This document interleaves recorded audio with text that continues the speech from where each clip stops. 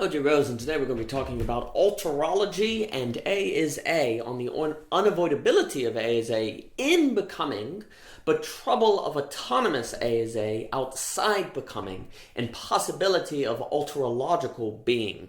This was inspired by Mr. Alex Ebert, who I always enjoy speaking with and whose work I greatly enjoy. We were in the Philosophy of Lack series together with Dr. Last and Tim Adlin.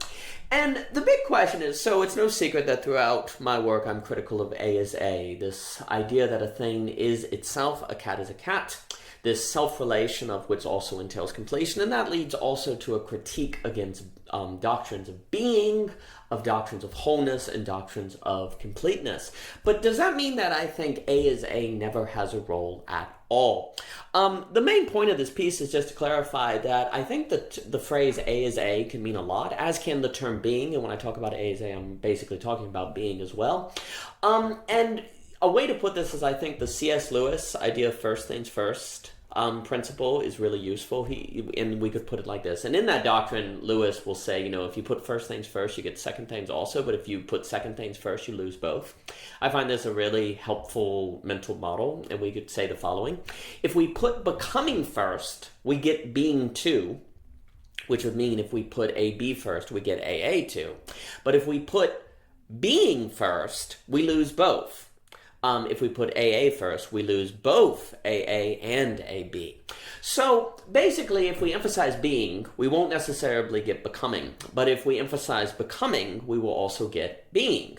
There is a B in the word becoming, and I have been tempted in my work to always put like a hyphen between be and coming. And also, too, we necessarily experience the world in terms of being. And Hegel will talk about this, and Alexander Bard in their Futurka trilogy will talk about the difference between eternalism and mobilism, which I think is a very useful language. And it's kind of the idea that we necessarily have to experience all of life in terms of being. We have to use words of which suggest that things are just themselves, that they don't change through time. We have to experience life and practically operate as if things are themselves, that they are not this constant process that can never be isolated and always becoming something else. This is a necessary tragedy, dare I say even fallenness of human life. We are stuck experiencing the world as if A is A. And this isn't inherently bad. This doesn't mean we have to say, never use the word bookcase, because the word bookcase creates the impression that the bookcase is just the bookcase per se. But it is to say that we need to understand that A is always tragic, in a sense. It is always incomplete. That being is always incomplete. That being is always situated within a becoming. And what I'm really critical of, you could say, is autonomous being, or autonomous A is A, which you could associate with the autonomous rationality I talk about regarding Hume, which is the notion of thinking about the world as just being a collection of beings, of having no sense of becoming. Again, I'm totally fine with talking about being within a context of becoming, and there's nothing wrong with even talking about A is A as something of which entities become toward and are toward. There is a sense in which we are always trying to become or naturally toward our full self or our final self. The question is, do we ever arrive? Can we ever arrive? Or are we always lacking that final being, you could call it? And it should be noted in the paper on A is A from years ago, basically we want to say that the phrase A is A, if it's meaningful, if it's not just a kind of a vapid statement or an effacement is the language I use now, we need to understand that logically it must always mean something like A isn't A equals A not being A, while toward A as itself, and I'll say without B, and B will represent being. Another way to put this is A being isn't itself, as an A being isn't itself without A being being itself. Now again, all of that I know is difficult to relay over an audio recording, but it can be seen in the paper on A is A. But everything is always being itself and not being itself at the same time. Incomplete. Everything is incomplete, but the IN is in parentheses. So there's this self-relating negativity, this open loop that is always trying to reach being a loop, but never quite doing it, but is always in the action of becoming that loop. And yet, ironically, if it succeeded, it would be effaced.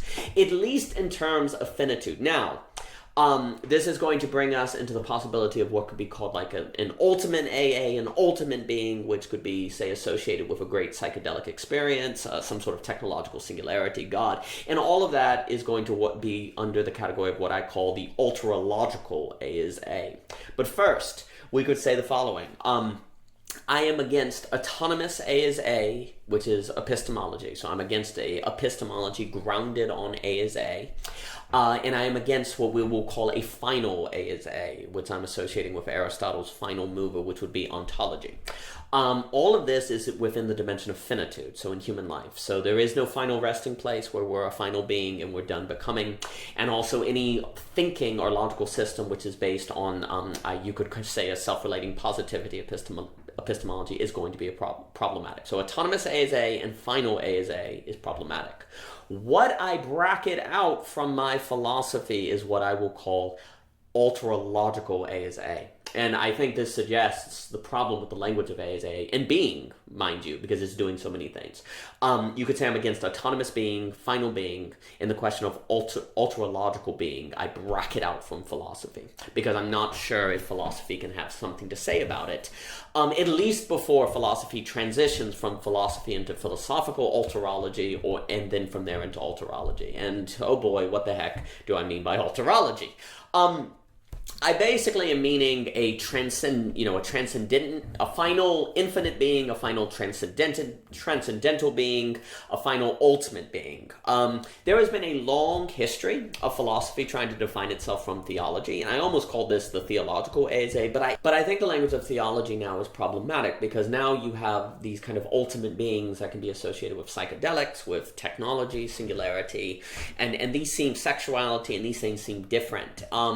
But the point is, there's been a long history of philosophy and theology being at war with one another, and in philosophy trying to bracket out theology from philosophical considerations and keep it separate. Now, that doesn't mean theology is false, necessarily, but that would mean that philosophy and theology are doing different things, and that if you want to get from philosophy to theology, you have to go through a middle step of philosophical theology and then to theology.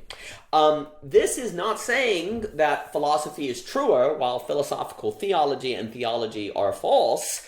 It's to say that they are different considerations, and I think it is super important to keep the distinctions in mind, because otherwise it's easy to blur and end up doing all of them poorly.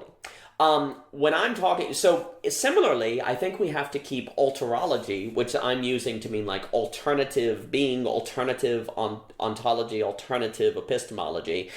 That's what alterology is, the study of these different ontologies. And I almost called it transology, but I thought that would get confused with gender studies, but it could be like the study of transcendence. It is certainly possible that there is some ultimate being, some ultimate AA that humans can maybe access, but I hesitate to emphasize that because I think human beings are stuck in finitude, at least, or our current state of being, with lack, with AB, with incompleteness. We are stuck with that. And I would also say that if one wants to theologically believe in an ultimate being, I would like that, say, God be the one who has all the power. I don't want humans to have that power because I think that's going to lead to pathology. I have no trouble with mystically or psychedelically glimpsing some ultimate A is A, but I hesitate to support a way of life that would suggest that we could consistently and perpetually live that ultimate A is A. And I also am very concerned about technological singularities which try to achieve an ultimate A is A, because I think we're just probably going to end up with a creature from Lovecraft.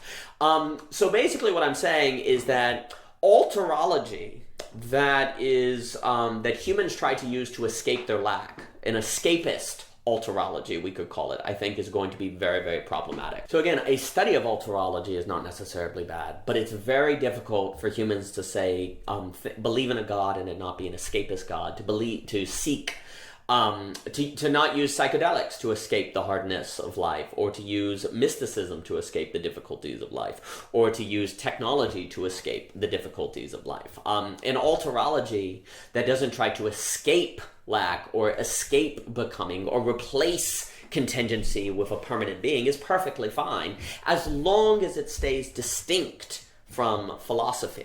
Again, you could say in Alterology, or human A is A, which is engineered salt by humans, I think is going to end up as an effacement and quite bad. But in Alterology that isn't engineered, permanently salt by humans or so on, that's fine. It's not inherently bad. And again, I will stress that there is being in becoming. So being is an unavoidable part of reality and not inherently bad if it is situated within a doctrine of becoming. The question now is there any space at all for a kind of ultimate being, an ultimate finality to becoming, a capital B being?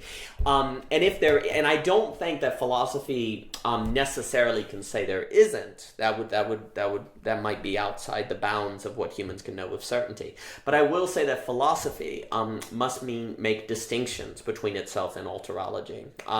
In the same way, so classically, there's this distinction between philosophy, philosophical theology, and theology. Likewise, I think today we need philosophy, philosophical Alterology, and Alterology. Most of the truism, the rational trilogy is in the business of philosophy, and a lot of my work is in the business of philosophy. So the emphasis is going to be on A not equaling A, on AB, on incompleteness and lack. If one wanted to, and again, I stress, it is easily possible that arguments could be made which prove the possibility of transitioning from, say, philosophy to philosophical Alterology, and then from there to Alterology, but the likelihood of us successfully entertaining such arguments is very low, in my view, if we fail to maintain the categorical distinctions I have mentioned. It is simply too likely that we'll entertain Alterology while we think we're doing philosophy, and thus do both poorly. Still, I would say the following is possible, that movement from philosophy to philosophical Alterology to Alterology. So to close, I would just say my views on A is A, when it is good, when it is bad, would be the following. And I would stress, I emphasize the effacement of A is A, because I do think in finitude and in philosophy, if we restrict philosophy to the finite, then A is always an effacement. Even if it, as the final goal, as the thing we seek. When an autonomous A is always an effacement. An A is A within AB as the being in becoming is fine. But autonomous A is always an effacement. So let me go, I'll go through my positions. Autonomous A is A, or autonomous being, is effacement. A is A in AB, dialectical being in becoming, is fine and unavoidable. AB without A is A, so you could call this autonomous becoming. This is not practically possible, because at the very least we must think and experience according to A is A, or the eternalism that Bard talks about. We can't exist in pure mobilism. And then the final point is this notion of ultimate A is A, or alterological A is A, transcendent and unified being. That's fine as long as it is strictly kept in Alterology. Now, the million-dollar question is, does metaphysics lead from philosophy to alterological philosophy to alterology? Well, that may be, but I also would stress that metaphysics is not the same as alterology, in the same way that metaphysics is not inherently theological. So anyway, this paper introduces the term alterology to help clarify my views of A is A, when is appropriate, when is not appropriate, when being is appropriate, when becoming is appropriate, and I hope that moving forward that is kept in mind. Again, I stress that O.G. Rose will emphasize the problems of A is A and emphasize the positives of A-B thinking or becoming, because we are infinitude, because we are human beings, and because it seems natural for the brain to want to believe in pure being, to want to believe in A is A, because life becomes a lot simpler. You can avoid the complexities of contingency and so on and so forth. But we must not fall into that temptation, because that causes pathology and effacement. Thus, why my emphasis is on the problematic nature of A is A, even if there might be some ultimate alterological, transcendent A is A that can be discussed at other times. For more by O.G. Rose, please visit ogrose.com, Twitter, Anchor, Instagram, so on and so forth, and thank you so much for your time.